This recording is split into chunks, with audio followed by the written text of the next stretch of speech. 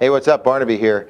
You know, when it comes to ADHD, hyperactivity disorder, a lot of people might think, well, maybe they're just jacked up on caffeine. Maybe that's the problem. So, Dr. Jeffrey Chamberlain, family medicine specialist, I guess we're talking about adults here, although I see a lot of kids swigging the Starbucks or whatever caffeinated beverages might be of their choosing these days. So, ADHD, caffeine linked? Yeah. Well, caffeine can definitely make ADHD symptoms a whole lot worse. Or it could make people a little bit more jittery and have ADHD-like symptoms. And some people, the caffeine helps them with their ADHD symptoms. Really? So it could be a big variety of issues.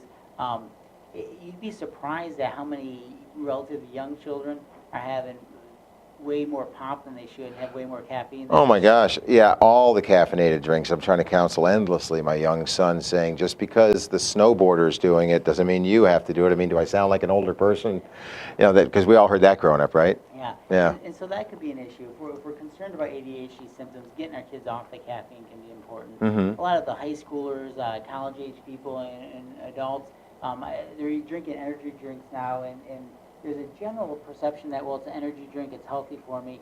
But a lot of times, those are loaded with stuff that just aren't good for us and loaded with caffeine. Back when I was a kid, they called it Jolt, but that wasn't healthy because it was a pop. Now it's an energy drink, and for some reason, this is supposed to be healthy for you. Right. And it can cause a lot of problems for some people. Yeah, back in the day, Jolt, all the sugar and twice the caffeine. So then, what should we do? If a kid is drinking coffee or tea or an energy drink, should we just subtract that from their diet while we still have some control over them? Yeah.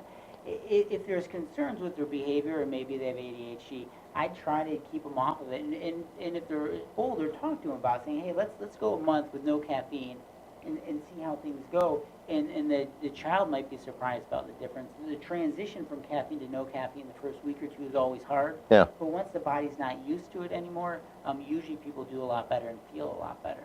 Okay, so it could be masking as well. It could be giving you false positives on it because you're jacked up on caffeine or you've got ADHD, or vice versa. You might have ADHD and they see you with an energy drink in your hand. They go, oh, that's the problem. It's not ADHD. So if you have any suspicions about a child's erratic or just not usual behavior, subtract the caffeine and then get a pure look at them. Exactly, yeah. All righty. And there you have it. Caffeine, ADHD, the mystery somewhat unraveled right before your very eyes and ears at HelloLife.net, because we're all about matching your commitment to a healthy lifestyle.